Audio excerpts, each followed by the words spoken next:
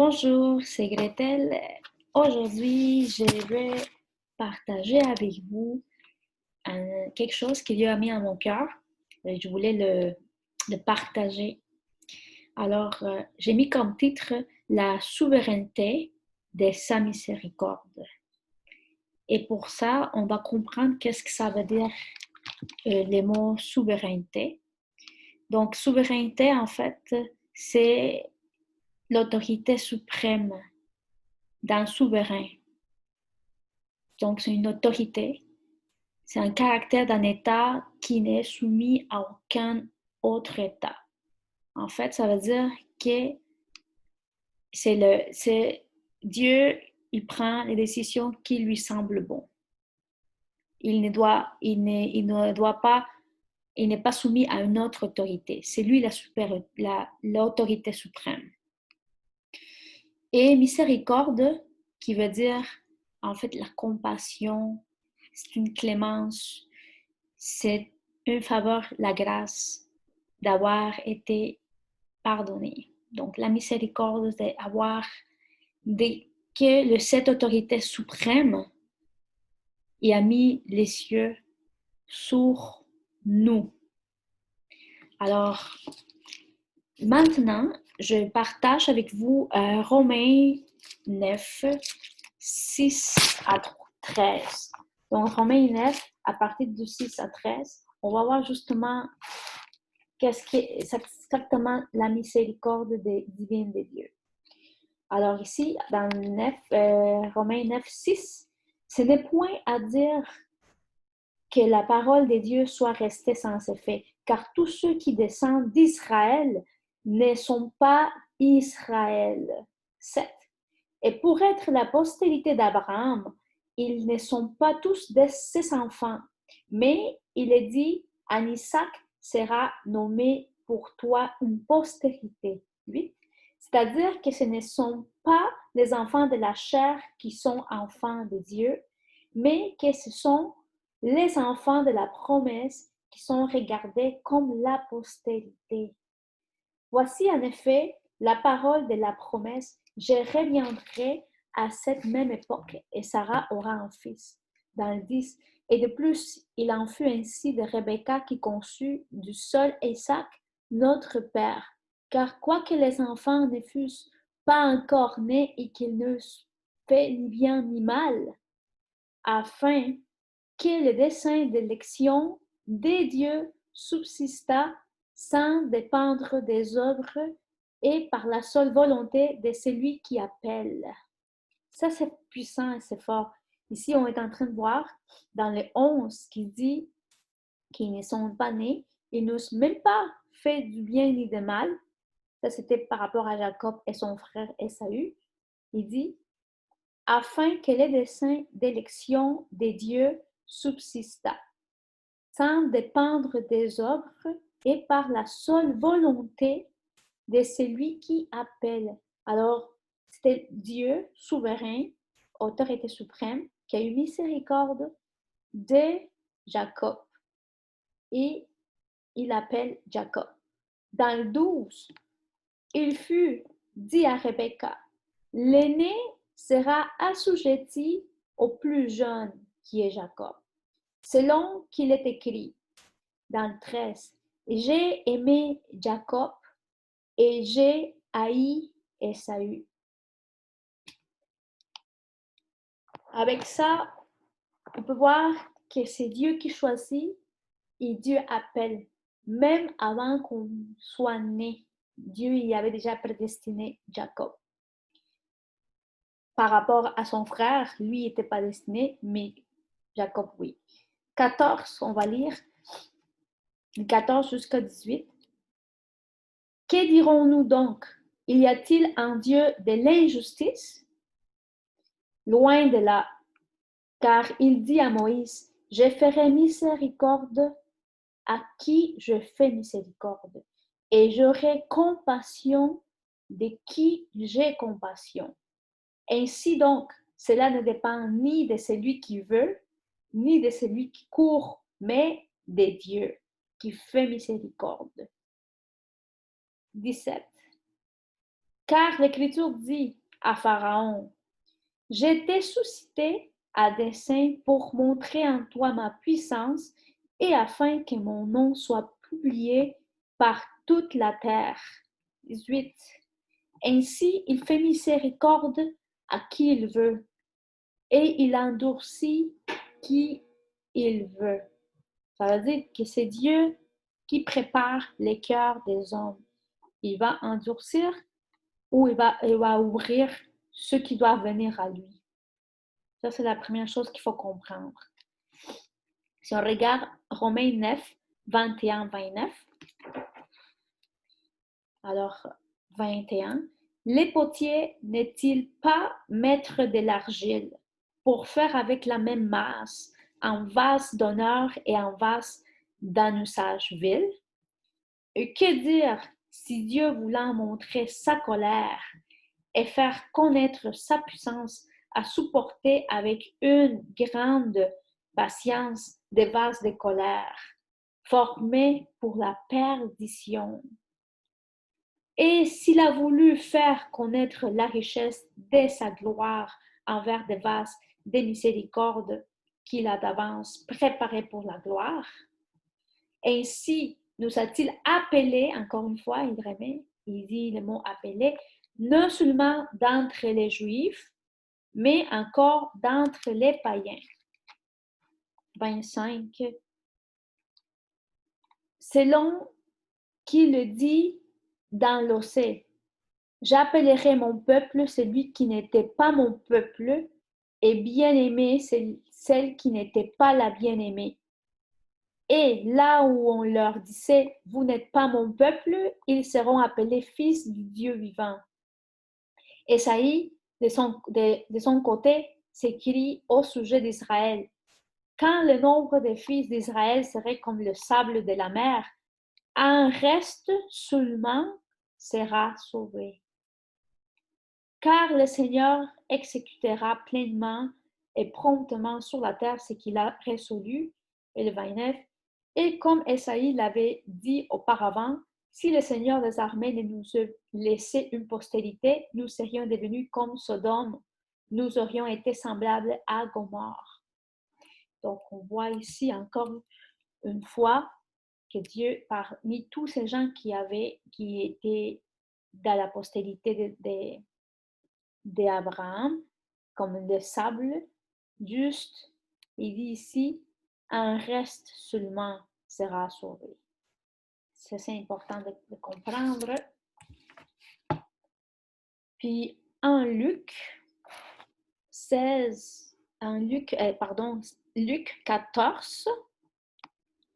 en fait, en Luc 14, à partir du 16 jusqu'au 24, je vais vous parler sur justement la parabole des conviés.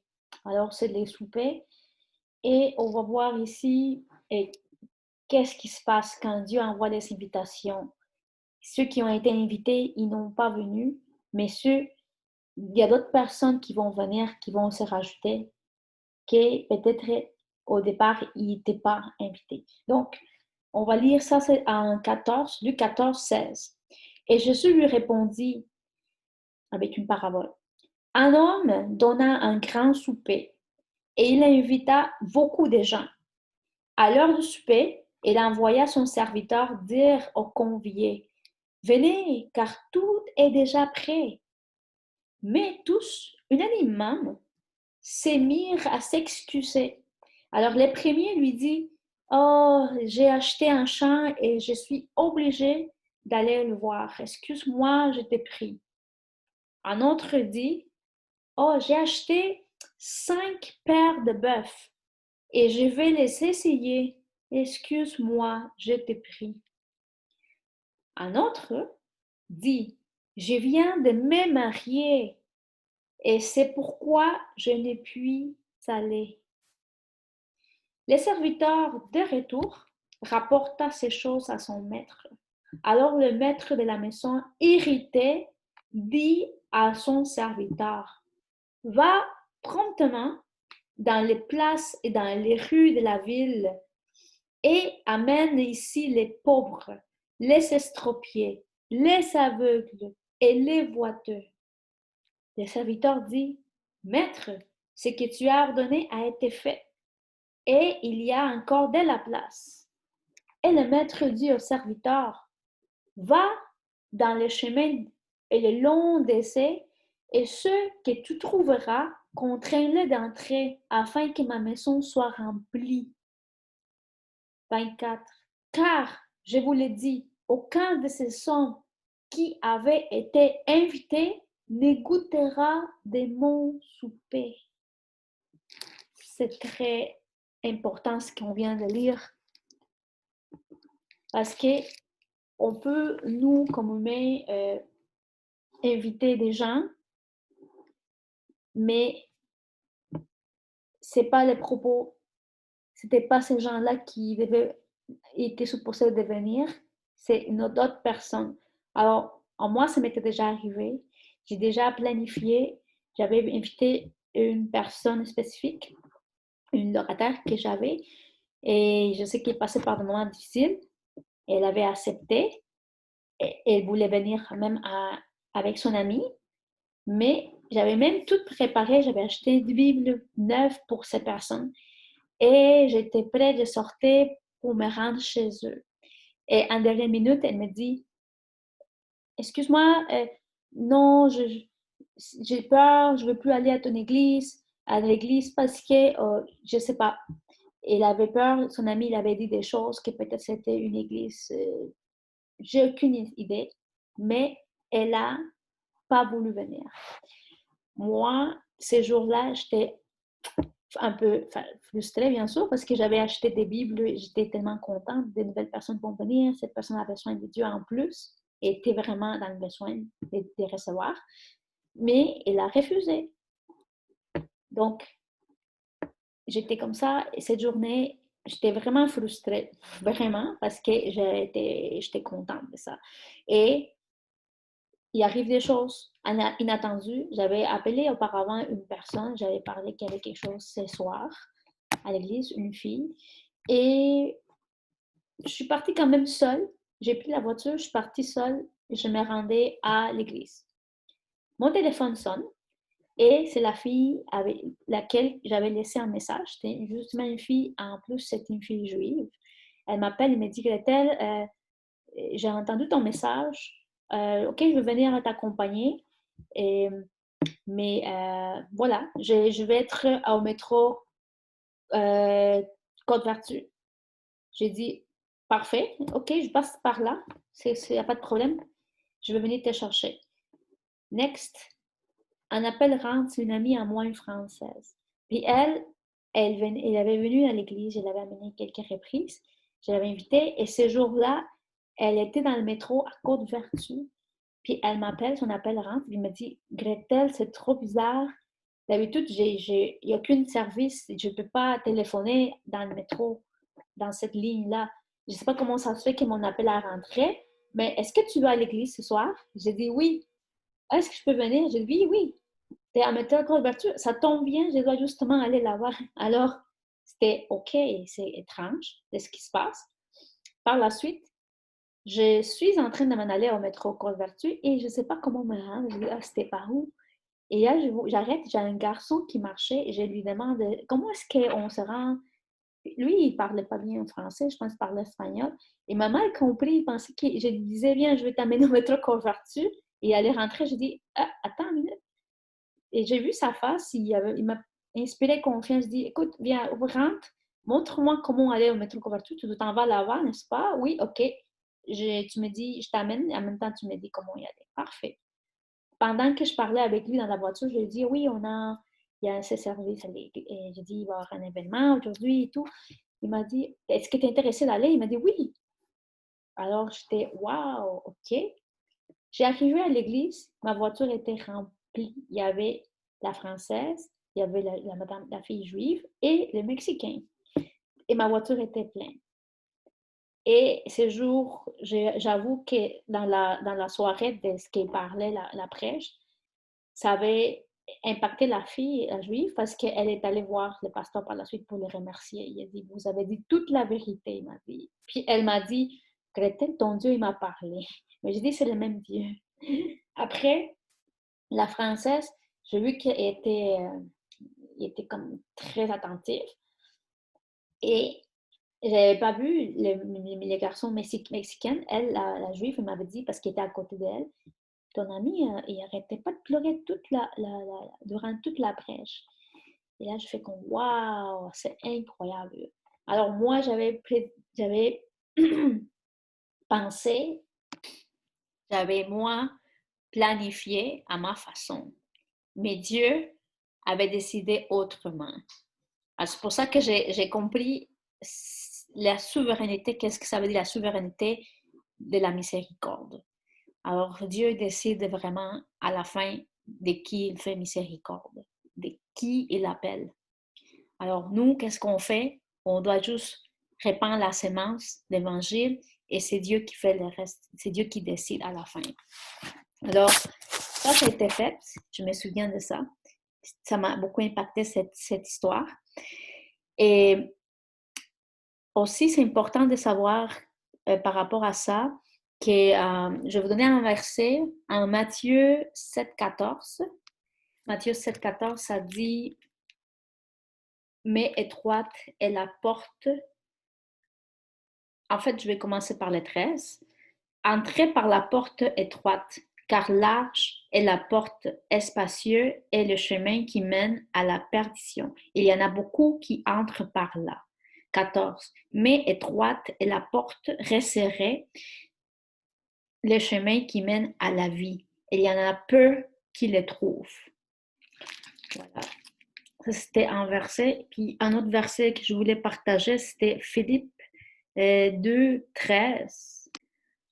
En fait, c'est Philippiens. Je m'excuse, j'ai dit autre chose. Philippiens 2, 13. Ça dit, car c'est Dieu qui produit en vous le vouloir et le faire, selon son bon plaisir. Alors, on dit, non, est-ce que c'est moi qui choisis de venir, je prends la décision de venir à Dieu. On pense que c'est nous, mais en fin de compte, ce n'est pas tout à fait vrai. C'est Dieu qui met ses désirs en nous de vouloir chercher de lui. Alors, c'est ça qu'on a vu dans cette histoire que je viens de vous raconter. Donc, c'était vraiment un rendez-vous divin qui avait été déjà pris d'avance dans l'agenda de Dieu avec ces gens-là. Puis les gens que moi, je pensais que j'avais invités, ce n'était pas prévu. Il avait mis Dieu, peut-être c'était pas leur appel, c'était pas leur moment, ça se peut aussi, ou ce ne sont pas les personnes qui vont ouvrir leur cœur à Dieu. Alors, ça c'est important de voir. Puis en Luc 8, je vais vous parler en fait de la parabole de la bonne sémence. La bonne sémence du semeur. Donc, je vais aller chercher ça. Alors, Luc 8, 4. Donc, c'est la parabole du semeur. Une grande foule s'étant assemblée et les gens étant venus de diverses villes auprès de lui, il lui dit cette parabole. Un semeur sortit pour s'aimer sa sémence. Comme il s'aimait, une partie de la sémence tomba le long du chemin. Elle fut foulée aux pieds et les oiseaux du ciel la mangèrent. Une autre partie tomba sur les ronces. Quand elle fut levée, elle sécha parce qu'elle n'avait point d'humidité. 7. Une autre partie tomba au milieu des épines. Les épines crurent avec elle et l'étouffèrent. Une autre partie tomba dans la bonne terre. Quand elle fut levée, elle donna du fruit au centuple. Après avoir ainsi parlé, Jésus dit à haute voix, que celui qui a des oreilles pour entendre, entende. Ses disciples demandèrent ce que signifiait cette parabole. Dans le 10, il répondit, il dit, il vous a été donné de connaître les mystères du royaume des dieux, mais pour les autres, leur est dit en parabole afin qu'en voyant, ils ne voient point et qu'en entendant, ils ne comprennent point. Voici ce que signifie cette parabole, la semence, c'est la parole de Dieu. Ceux qui sont le long du chemin, ce sont ceux qui entendent, puis le diable vient et enlève de leur cœur la parole, de peur qu'ils ne croient et ils soient sauvés. C'est la personne qui reçoit une parole de Dieu, mais l'ennemi tout de suite, il vient voler cette parole. Alors, on a un exemple dans la Bible, on parle, par exemple, il y avait Félix, c'était un gouverneur, en Acte 24, 24 à 26, on voit que Félix, il avait demandé à Paul, parce que Paul était emprisonné, donc il a demandé de venir pour l'entendre parler. Et donc, Paul commençait à parler sur la résurrection, sur toutes ces choses. Et Félix, tout de suite, il a fait comme arrête. Non. Après, il a dit comme non, arrête, je ne veux plus écouter. Parce qu'en fait, dans son cœur, il ne voulait pas changer son style de vie. Il était confortable avec la vie qu'il avait. Donc, c'est ça. Peut-être l'ennemi, il peut faire ça, tu peux recevoir une parole, puis là, l'ennemi va te dire, ah non, tu vas devoir arrêter de faire ça, tu vas devoir arrêter de faire de l'autre. Non. Et c'est ça qui fait que les gens, ok, ils ont écouté, peut-être c'est intéressant, mais ils préfèrent pas apprendre plus sur Dieu, sur l'Évangile. La deuxième sorte de personnes qu'on a, on va lire ça, c'est dans le Luc 8, 13. Donc, 13, ça dit comme tel, ceux qui sont sur les rocs, ce sont ceux qui, lorsqu'ils entendent la parole, la reçoivent avec joie. Ils la reçoivent avec la joie. Mais ils n'ont point de racines. Ils croient pour un temps et ils succombent au moment de la tentation. Alors, ça va arriver dans les épreuves. Parce que la parole dit que notre foi va être prouvée dans le feu, par le feu. Il va être passé par le feu pour être purifié. Donc, les épreuves vont démontrer vraiment notre foi. Alors, si dans l'épreuve, on arrête de croire en Dieu, alors ça veut dire qu'il y a quelque chose, qu'on n'a pas été bien enraciné. On a un exemple sur ça dans la Bible. C'est en Matthieu 26, 69 à 75. C'est Pierre. C'est lorsqu'il il suivait le Seigneur Jésus tout le temps près de lui. Il se montrait tout le temps courageux. Quand Jésus il s'est fait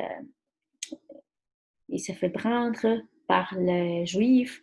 Il a même sorti une épée pour agresser un soldat. Mais après, quand il était seul, là, il avait il y avait des gens qui l'ont reconnu. Et ils savaient qu'il était avec Jésus. C'était un disciple. Et il a au moins 3 fois, il a refusé qu'il connaissait le Seigneur. Donc, ça, c'est justement dans l'épreuve qu'il a renié Jésus. Ça peut arriver. Mais grâce à Dieu, bon, Pierre, il a eu une deuxième chance, il est revenu. Puis après ça, on sait comment est-ce qu'il est, il est mort. Il a donné sa vie carrément pour l'Évangile.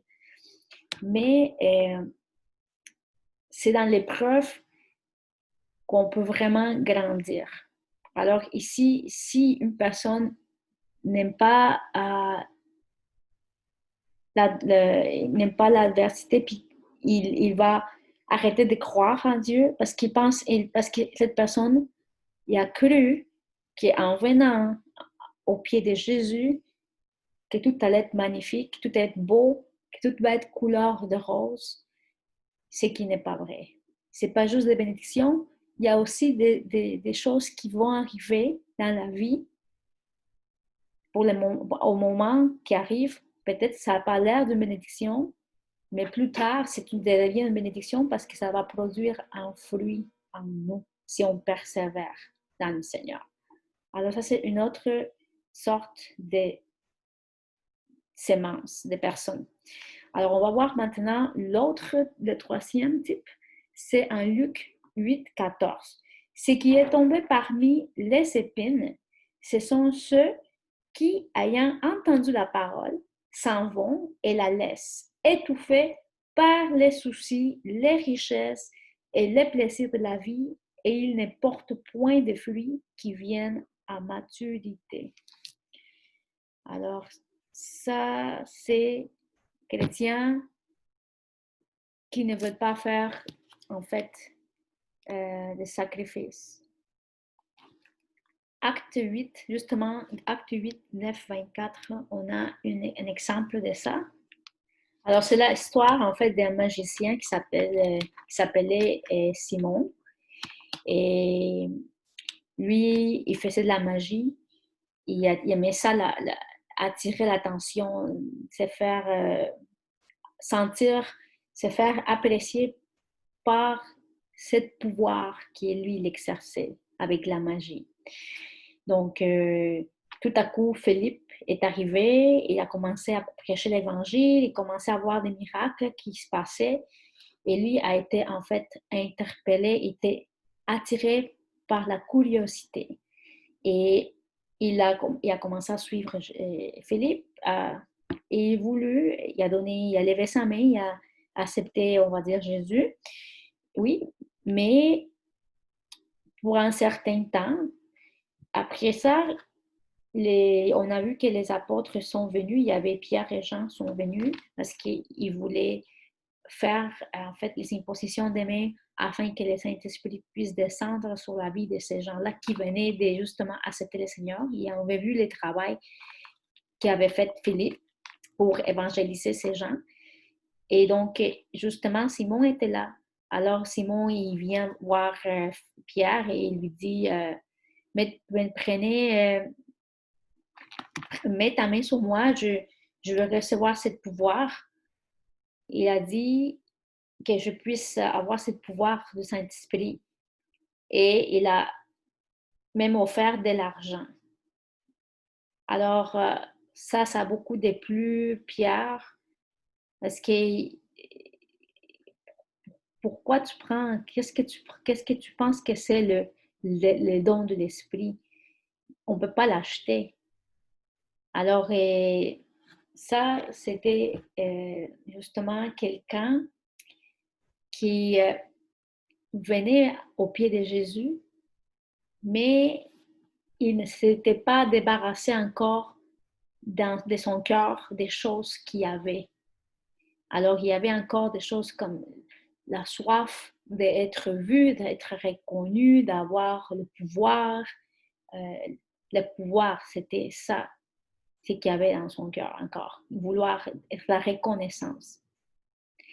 Donc, c'est ça qui l'empêchait, qui étouffait en fait l'évangile de Dieu. Alors ici, c'est sûr que Pierre, il a dit que ton argent périsse avec toi puisque tu as cru que le don de Dieu s'acquérait à prix d'argent. Il n'y a pour toi ni part ni lot dans cette affaire car ton cœur n'est pas droit devant Dieu. Répands-toi donc de ta méchanceté et prie le Seigneur pour que la pensée de ton cœur te soit pardonnée s'il est possible. Car je vois que tu es d'un sang fiel, amer et dans les liens de l'iniquité. Alors, déjà, on voit cette personne, il venait à Dieu pour autre chose. Et donc, ça parle justement de ça, que les épines étouffèrent la parole. Et puis, le dernier, c'est Luc 8, 15. Celui-ci s'est dit, en fait, c'est la bonne terre. Ce qui est tombé dans la bonne terre, ce sont ceux qui, ayant entendu la parole avec un cœur honnête et bon, la retiennent et portent du fruit avec persévérance. important ici le mot, on est appelé à porter des fruits. Et ces fruits, ça se voit avec la persévérance seulement. Donc, s'il y a des adversités, peu importe ce qui se passe, si on persévère, c'est là qu'on va porter ses fruits. Mais il dit ici, il faut retenir la parole pour qu'on puisse produire les fruits avec la persévérance. Et comme on avait lu tantôt, c'est vrai, c'est Dieu qui met ça en nous, le vouloir.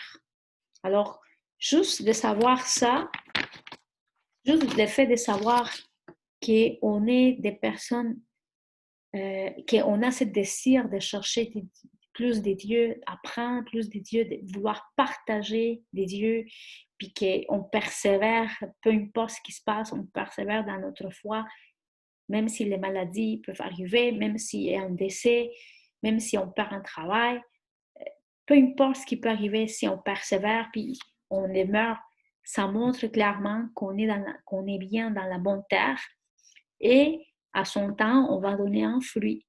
C'est ça qui dit la parole, on va donner un fruit.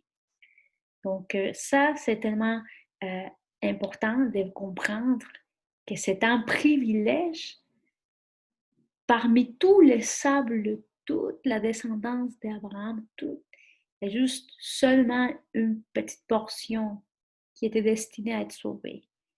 Alors, juste de savoir